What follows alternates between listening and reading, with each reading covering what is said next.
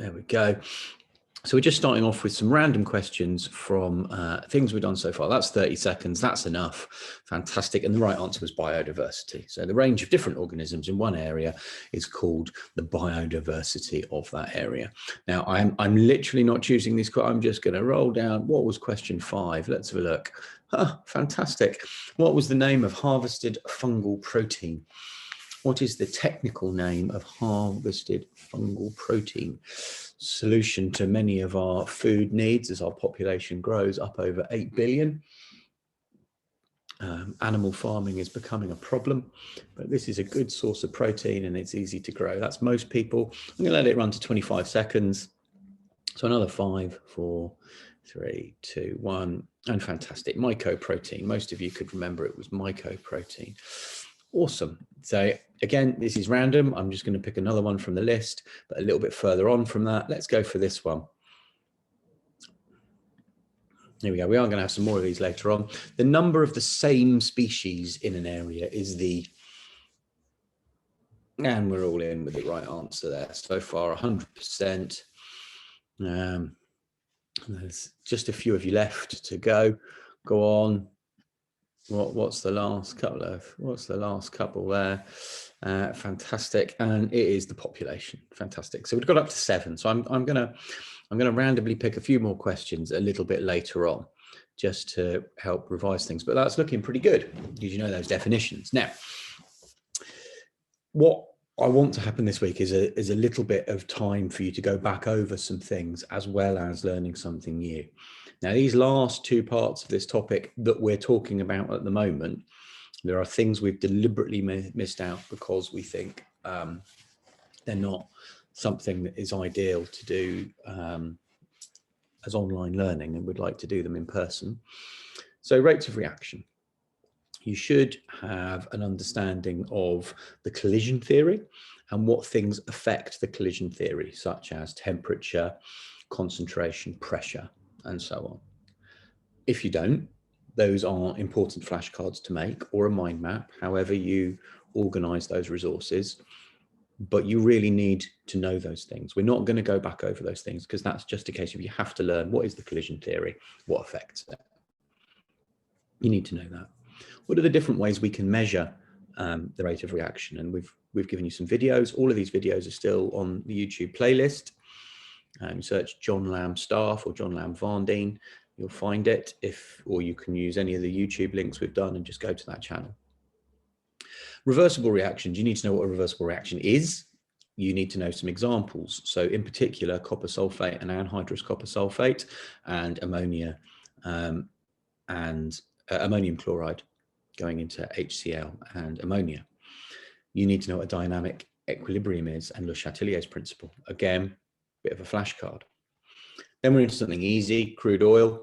You need to know what a fractionating column is and be able to describe the things at the top, the things at the bottom. That's a lovely flashcard as well. And being able to name alkenes and alkanes. We talked about chemical analysis. We talked about chromatography, and we talked about ions. And I gave you a single flashcard of learning the colors, the flame tests, and the tests for halides and so on. And we talked a little bit about a spectroscope. So those are things that we have thought that it was okay to do as online learning because mostly they're factual. You might have to put them in a context when you're answering a question, but mostly you need to know those facts, and there's some fantastic flashcards and mind maps. If you haven't been making revision resources as you go, there is going to be some time built into this week's work for you to go back over those topics and actually make some resources or watch the videos again, whatever it is that keeps it in your mind. But all of those things I've just described, you need to know them. So the new things we're looking at today, Earth's atmosphere. Now, the reason that we've picked the Earth's atmosphere today for something that's also got some revision in it is the Earth's atmosphere is probably one of the easiest parts of C2, particularly for triple. Okay, this is a nice, simple, you've got to learn one timeline and a couple of facts and everything's great. And then Earth's resources. Now, at the end of these these slides, I have put a link to freesciencelessons.com section on the Earth resources. And what you will notice is there are lots of other things in there, like the Haber process and polymers. Those are things that we might, now the Haber process we cover in dynamic equilibria, because that's the right place to do it instead of in resources. That's a crazy place to do it. And some of those other things like organic chemistry, we are going to look at when we come back to school, because they're things that are a little bit more complicated and we don't want to do them as online learning. The things that are really straightforward are water as a resource, copper, because it's becoming really scarce and it's very important to us. This thing called a life cycle assessment, which I'll explain later, what an alloy is and what rusting is, because those are all straightforward, simple things that you can just learn. Okay, we've tried to keep it simple. So when you look at it and go, but Mr. Lamb, you've missed things, we haven't, we've deliberately left them out because we don't think that they are the ideal thing to be doing online. So let's get going as to what we're actually talking about. So what do you have to do? You have to be able to state the composition of gases in the Earth's atmosphere using ratios, fractions, and percentages.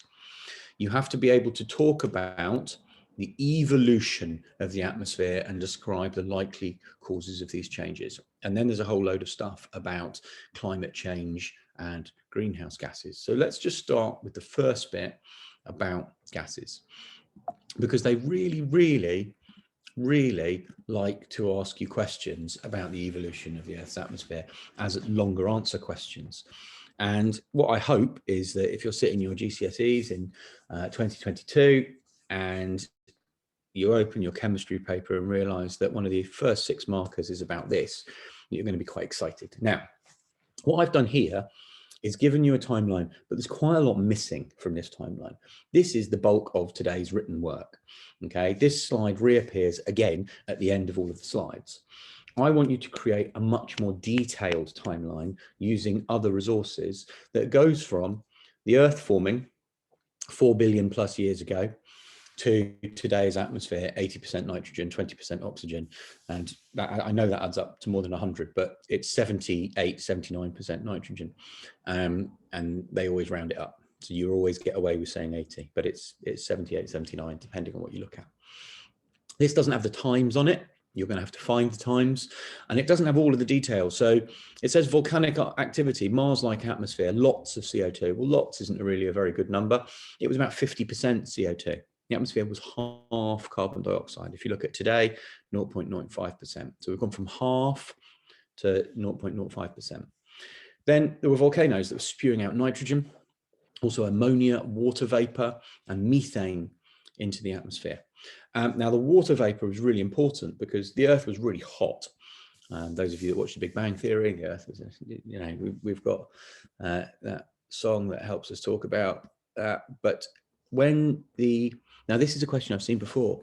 When did the water vapor turn into oceans? And people go, I don't know when. When the temperature dropped below 100 degrees centigrade was when it turned into oceans. So it was constantly cooling from a really hot state, and the water condensed into oceans. Now, the carbon dioxide started to dissolve into the water. That's really important. And also carbonate rocks precipitated to the bottom. So you've got carbonates building up at the bottom as sedimentary rocks, but also taking carbon dioxide out. Now, at the same time, we've got evolution beginning to happen, and the first green single-celled algae and plants evolved, and they started photosynthesizing, and they were taking in carbon dioxide and releasing oxygen. At the same time, these plants died, and when they died, they rotted, and they released huge amounts of nitrogen. As well as that, we've got denitrifying bacteria on nitrates from the plants down there. So we've got the amount of nitrogen going up, the amount of oxygen going up, the amount of carbon dioxide going down. We've got the action of decaying things there. So we've got things that are important. Sort of 3.8 billion years ago, we've got the water condensing. The other thing that doesn't mention here is about 2 billion years ago, iron, which is the predominant mineral in the Earth's crust, was reacting with the oxygen, and it creates these red beds, these sort of beds of red mud at the bottom of the sea, which also provides an awful lot of the nutrients that are required for evolution. So got the evolution of the Earth's atmosphere. I've given you some times, watch some videos, look it up online. What I want you to do is get a single piece of paper and produce a neat timeline with times and amounts of carbon dioxide running from the start to modern day, so that you've got a revision rules, take a photo of it and upload it. That's the main thing I want you to do, apart from some other revision. I know that's not going to take you the whole time, but that's important that you get that done today. So let me just move this forwards. So just going to go forwards there a little bit. Now, I'm not going to play this video. Hopefully, I'm not going to play this video. There is a video in there. If you can't find any other resources, here is a good place to start. Okay, so Free Science Lessons guy does this very well. Also BBC Bite Size, also the revision guides that are available. All of those have got loads of fantastic information in. Okay, let's just click forwards. Now, we've talked a lot about the greenhouse effect before. I know in my class, we've gone over the greenhouse effect more than once. You have to know it in relation to the atmosphere. So you have to know it in more than one place, which is great. So here it is again for you to go back over if you didn't know it. But I think I'm going to say that the 32 people that I teach, I'm going to reckon that 25 of you plus can actually, with a little bit of revision, already knew how this worked. Okay, but you might need to revise it.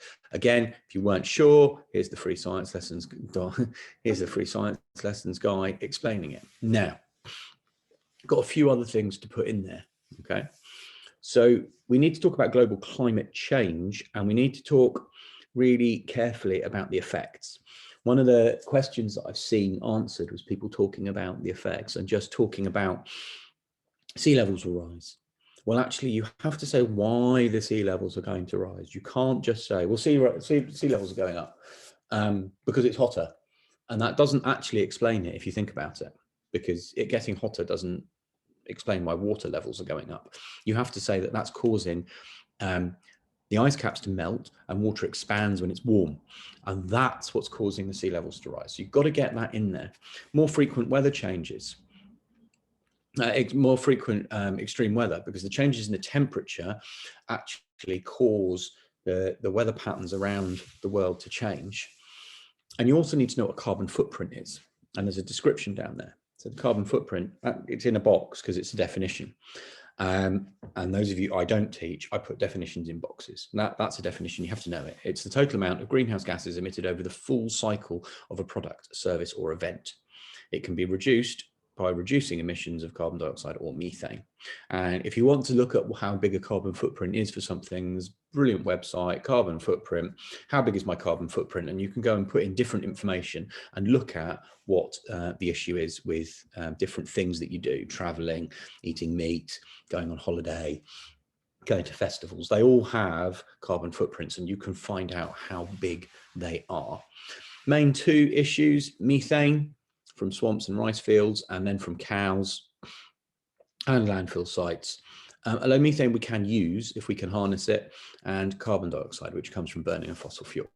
Okay, now I think most of you knew all of that already. The thing that was new was the evolution of the atmosphere.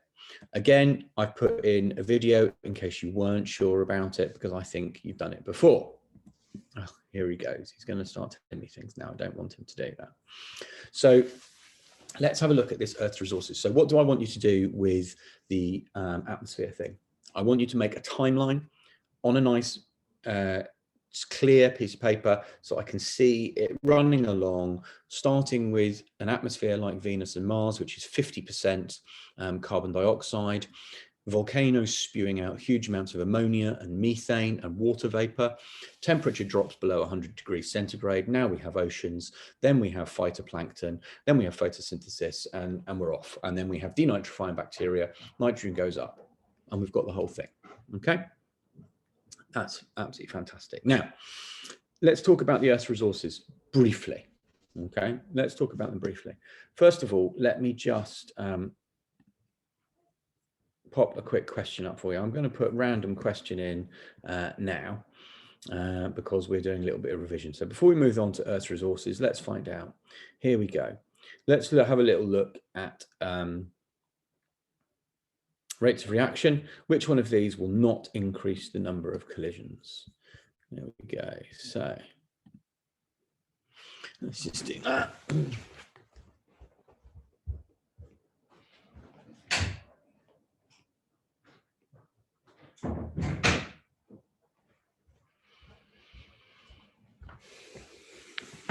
All right, fantastic.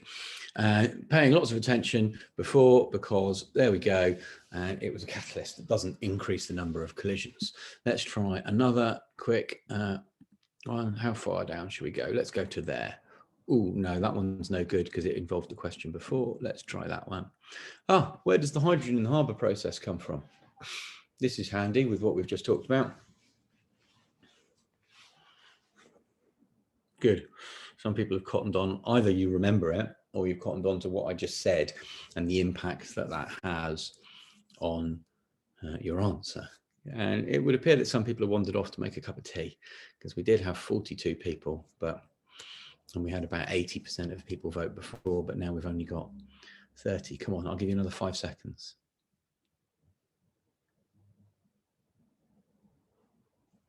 Brilliant. Let's have a look at that.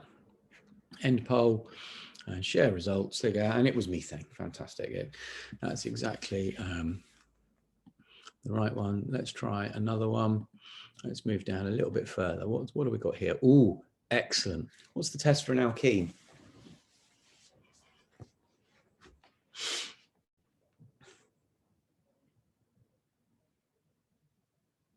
Good. Again, this is looking pretty good. So most people, now a few people are putting cracking because that's where we get alkenes from. But it's not the test. It's not the test. So I'm just going to end that. We're doing quite well. And it's bromine water and it goes colorless. Bromine's orange. You put it in an alkene, it goes colorless. So that's pretty good. Fantastic.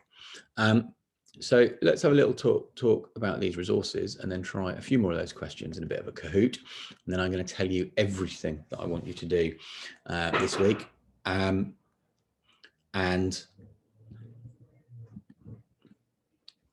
Then tell you what's going to be in the classroom. Okay, so 2 different types of resources we're talking about, and I'm sure you know what these words mean, finite or renewable, but it's really important that you're really clear on those actual definitions and those ones there that are in front of you. So finite resources are ones that are being used at a faster rate than they can be replaced, because people get silly about this when we say fossil fuels are going to run out because we're using them up and they're not replaced. Well, they are replaced, but they're replaced really, really, really slowly, and we're using them up very, very fast. So we're just going to stop having any. Renewable means that they can be replaced at the same rate. Okay, things like biofuels. Okay, that's a renewable resource because we can make it at whatever rate we want. We can choose to make it faster. Now, the things that I think it's really important to learn from today, let's go forwards really quickly. I want that to go backwards. Is water treatment. And the reason that I think water treatment is a really easy thing to do now is that actually you essentially need to learn a couple of processes. So process number 1 is how we make water safe to drink. Now I'm going to throw in a word now, and this word is really important. Potable. Okay. Potable water means drinkable water. Okay, what does potable mean? Drinkable, not pure. People talk about making water pure, purifying water. No, that's not what we're doing. We're not making pure water. Pure water is very, very rare. We barely use it apart from in chemical experiments. Pure water has had everything except the water taken out. There is nothing there but H2O molecules. Okay, we don't do that very often.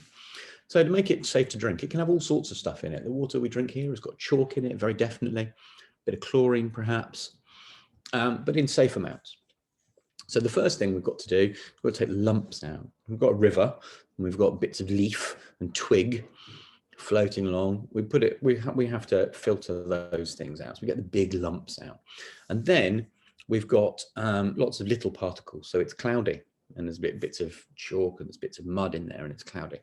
Now, I'm going to put this word on the board in a minute, but we add the aluminium sulfate. What we do is called something called flocculate. So if you create flock happens when you make wine, it happens when you purify water, and it's when you've got sediment and you want it out. What you do is you put something in that the sediment sticks to, and it turns it into big lumps that fall out. So now you've got clear water.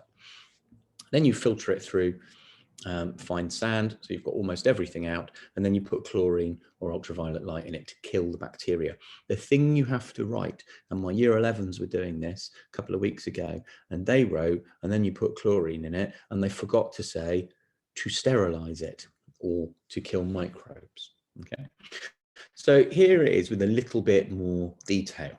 Okay, so there you go, flocculation tank. So what's happening in there is they're adding that aluminium sulfate that causes all of the particles to stick together and fall down as sediment, instead of saying suspended in the water. You know, if you look at cloudy water, it's all suspended, it doesn't fall. You put something in, you can make it do that. Now, we never take it from the sea. We do take it from the sea, but not when we do this. In some countries, Dubai, for example, tap water tastes slightly salty because they use a desalination plant instead of doing this, because they don't have any rivers, they don't have any reservoirs. So we take it out of rivers and reservoirs. If you stand outside Vendine and point up the hill, we've got a large reservoir, underground reservoir at the top there, where the water is stored that runs off the downs. We want it not to smell. Even if the smell was harmless, people don't like their water to smell, and the water needs to be clear, because people don't, again, like water that's cloudy, even if it's harmless. The water here is actually quite chalky, but they take that out because people don't like it to look cloudy, but it's harmless. So flocculation, that is the act of making particles stick together to fall out as sediment. And then it goes into a large tank where it stands still, the sludge collector, and all of the particles sink to the bottom. And that can be taken away and used on farmland. We filter it through ultrafine sand and sometimes carbon particles to get out everything. And then we treat it with chlorine to kill bacteria. Now, one of the common questions that comes up in your exam is, should we or shouldn't we add fluorine to the water? It's interesting because it's a really big debate, because it's just reappeared in the news, because at the moment it's down to a local council as to whether they put fluorine in the water or not. Some parts of the country do, some parts of the country don't. Now, the argument for doing it is that you can really significantly reduce tooth decay, people needing their teeth removed and dental damage by doing it. The arguments against it are, number one is this idea of I'm allowed to choose whether I'm healthy or not. And people saying it's up to me if I drink fluorine or not, and I don't want to, even if it's going to give me some benefit, because that's an argument. Another argument is we don't know the long-term effects. Well, we've actually been doing it for more than 50 years in parts of the country and other parts of the world, and 50 years in, there don't appear to be any side effects at all. Major argument for it is if you put fluorine in the water, people's teeth enamel becomes much, much harder, and they get very little tooth decay. Downside is it does sometimes make people's teeth not brilliant white, and that sometimes you get slight patchiness on the teeth. Okay. And you need tiny amounts in the water for these effects to take place. So you need to know the for and against arguments for that. So number one, have a look at water treatment. Put that together, have a look at the videos on freesciencelessons.com and understand water treatment. That is making water potable, which means safe to drink, okay? Really important to know flocculation means taking the sediment and making it go together, and that potable does not mean pure. Okay, say that again. Potable does not mean pure. Right. And then there's the other story. What do we do with water that is waste? And by that, we mean sewage.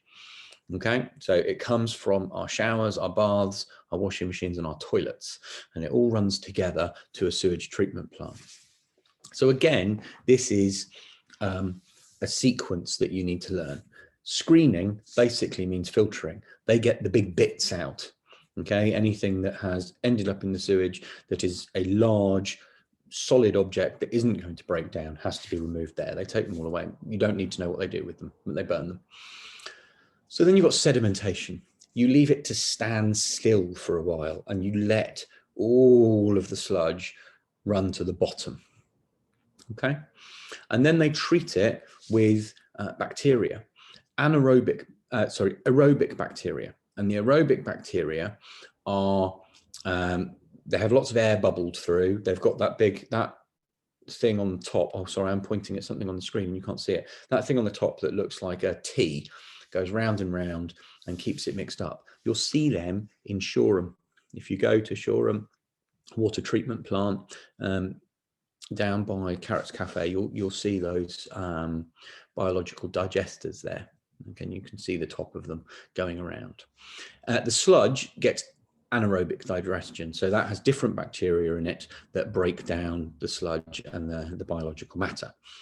Secondary sedimentation, so you let the sediment run to the bottom a second time and take that off to go into a different digester.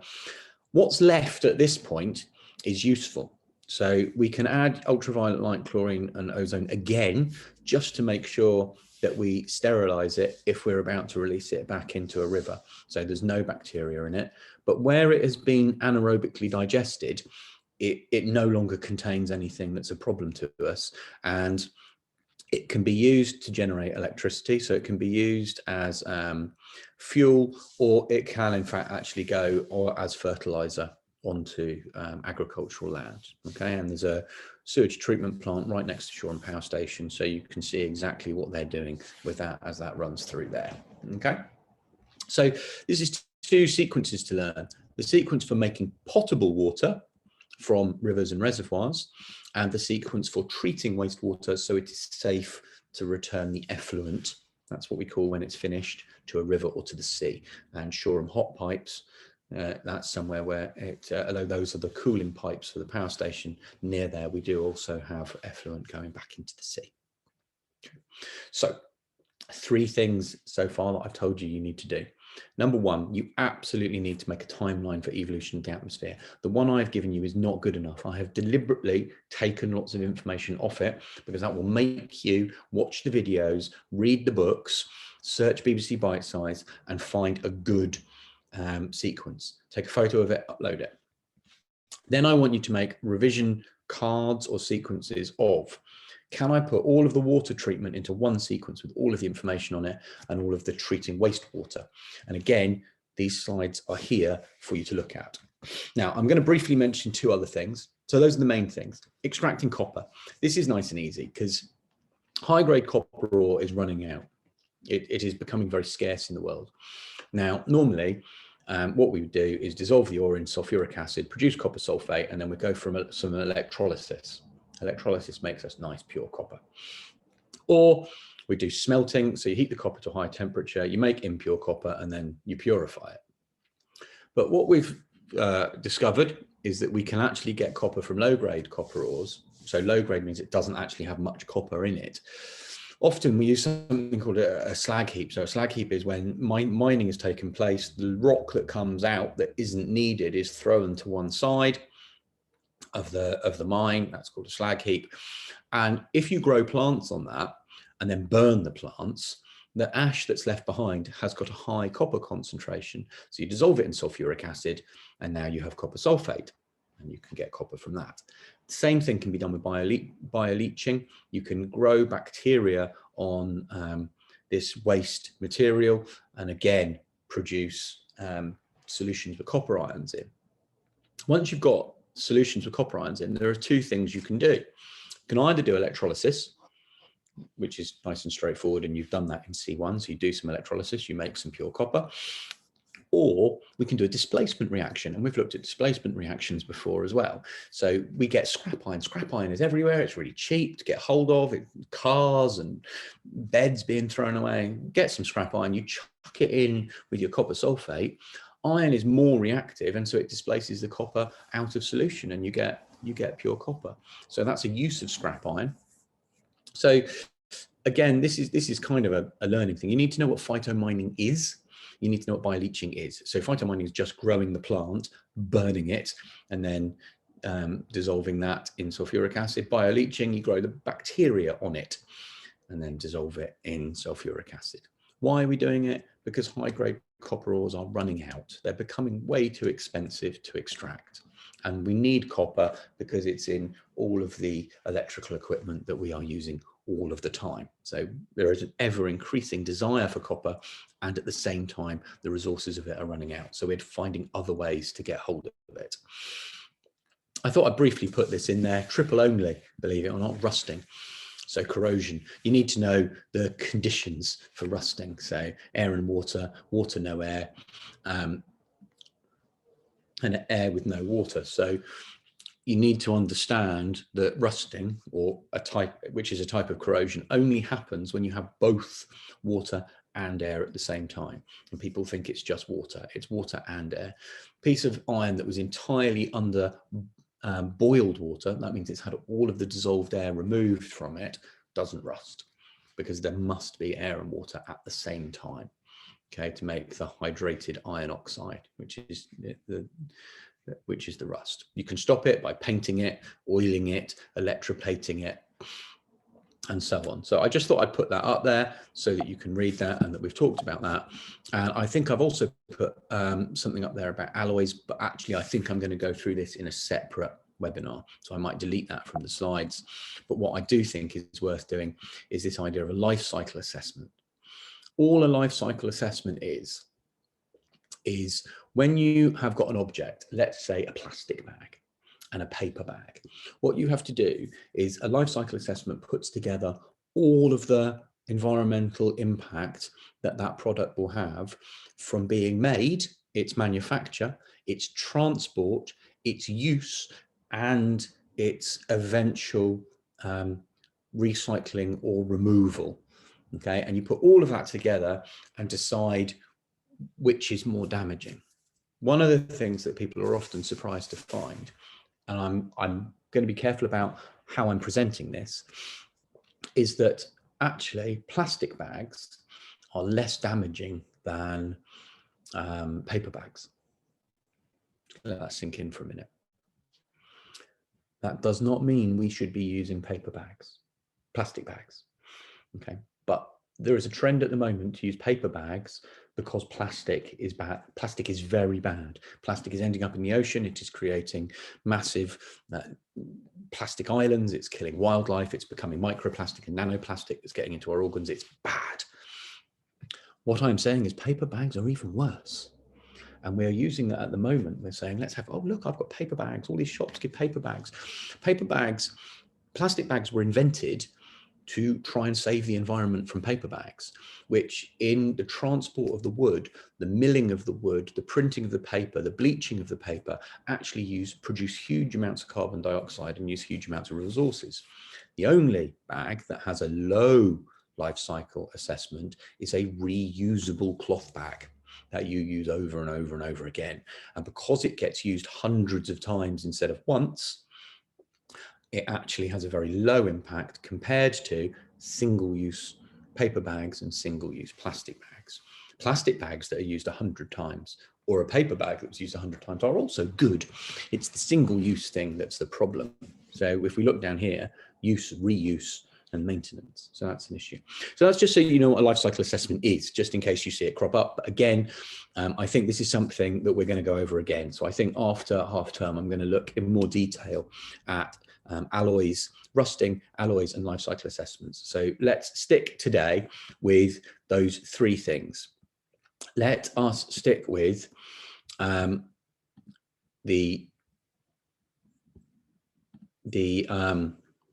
struggling to do two things at once. It's terrible, isn't it? Let's stick with the, oh my goodness, I can't. Let's stick with the volcano. Right, let's get my head right. Evolution in the atmosphere, timeline for the evolution of the atmosphere. That's important. Take a photo of it, upload it.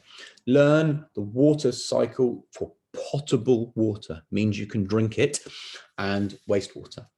But the other thing that myself and Mr. Timmins would like you to do is to go back and look at the other things, basically to do a bit of revision. Remind yourselves of some of the things that we have done over the last few weeks. Make sure that you're clear on them. There is also an opportunity that actually, if you're missing lots of bits of work, that instead of doing that revision, perhaps you want to go back and just turn in some work that you didn't have time to do earlier, so that when we do our last engagement scores, on Friday of this half term, that we're able to give all of you a 1, because that's what we really, really want to be able to do. Okay, so we'll make it nice and clear in the classroom. After this, I'll post it in the classroom. First and foremost, if you've got missing work, do a piece of missing work and turn it in. Maybe 1, maybe 2, I don't know. Okay, then that way we can give you a 1. If you then have time, the evolution of the atmosphere, timeline, how do you make potable water? How do you treat wastewater? Revision resources that we can see. Okay, there is also a quiz that lets you test as to how you're doing on this topic. You're not get a 1 if you miss of that. Okay, you're not going to get a 1 if you miss some of that. Okay, the idea is that you've got an opportunity to get stuff done this week, and that you turn in some of that. And you might do the revisions or resources and the quiz. You might do the quiz and an old piece of work. You've got to do the quiz and something, okay? Or you've got to do the revision resources and something. But it gives you some time. No, I've got 15 people here, only 15 people here, okay? Give it a little bit longer till we get some more. I'm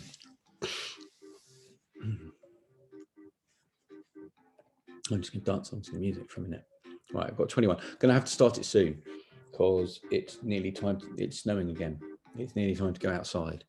Right, I've got 24 people. I'm going to give it 30 more seconds and I'm going to press go. 3, right. If you're watching this as a recorded video, then still play along, see if you can remember. Now, this is really all about the Earth's atmosphere, because that's the main thing. I will recap water, I will recap resources, but the main thing, Earth's atmosphere, not doing it again. It's just a timeline. Let's see if you're paying attention, and also it will help you know some of the things that had to be in there. So let's start. Here we go. Earth's atmosphere, AQA GCSE, that's you.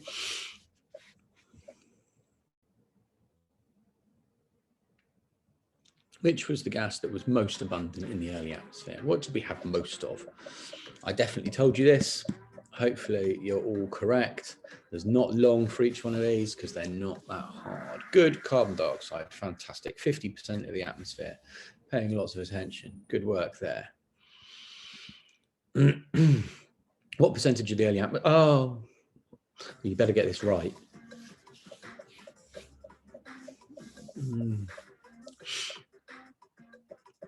I can't believe there are people that aren't sure after I said that. 50%, I just said 50%. 80% is how much oxygen is in the current, nitrogen is in the current atmosphere. Is it all change? Yes, it is. Right, let's see how we're doing now. What released the carbon dioxide, ammonia and methane into the atmosphere, along with some other things? There was an awful lot of it going into the atmosphere. I need to stop doing my acting bit there because I'm giving the answer away if you're looking at me. Because I think most people are done and I don't want there to be another 10 seconds.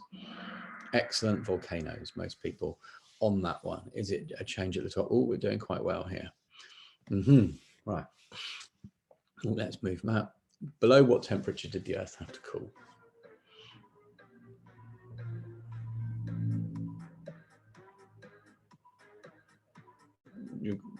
Two people have voted.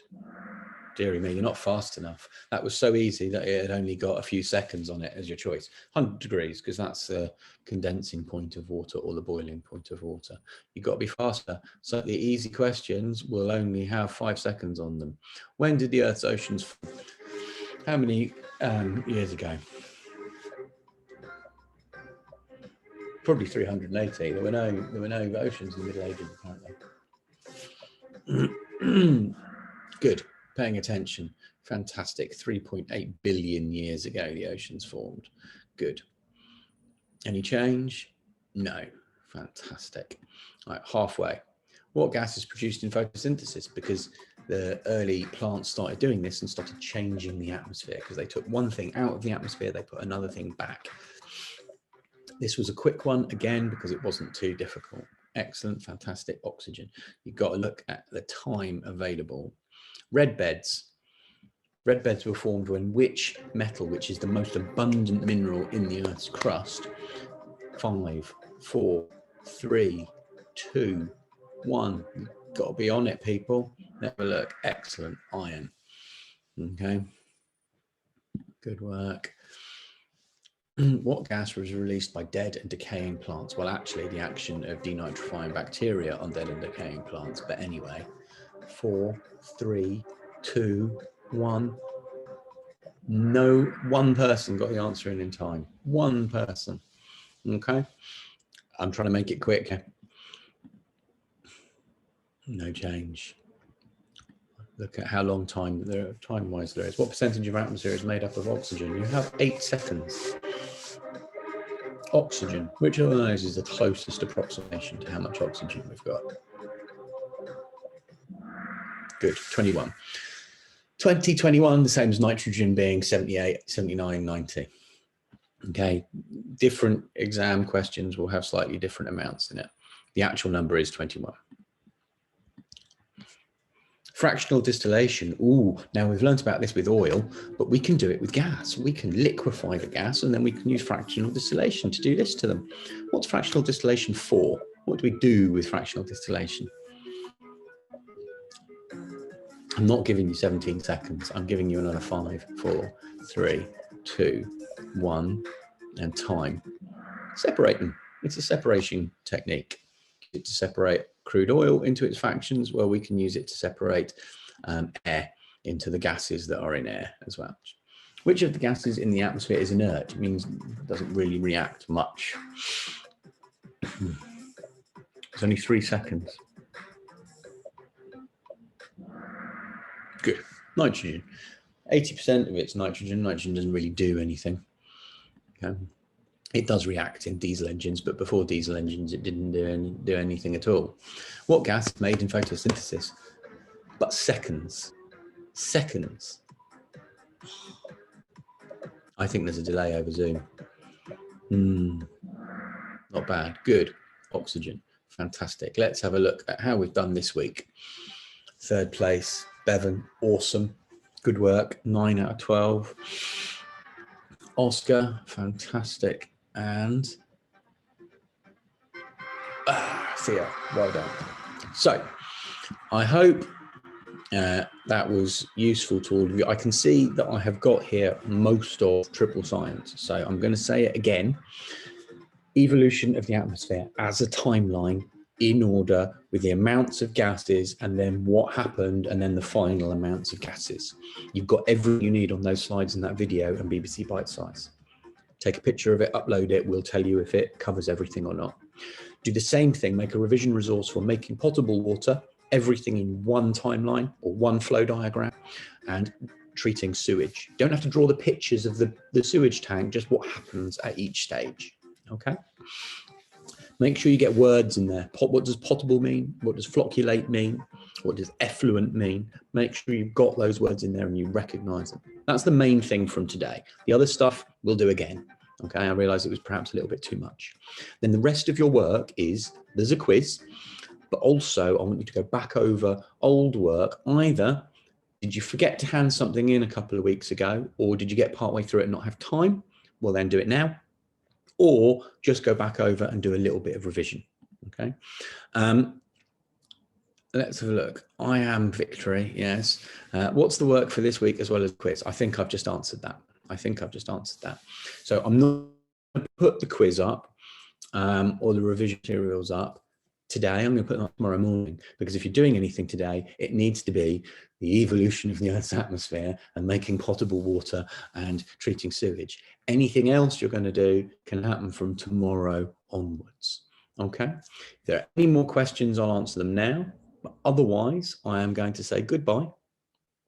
And I won't see you actually to talk to until after half term. So have a good week, but also have a fantastic half term. And we would just like to say, both myself and Mr. Timmins would like to say we are remarkably impressed proud and pleased by the quality and amount of work that you are all turning in. So it's really, really wonderful to see so many of you here again. This webinar won't appear in the classroom for about 2 hours because I have to wait for it to download and put it back up again. But the slides will be there in just a couple of minutes. Okay, anything else? Brilliant. Okay, well then, see you all soon.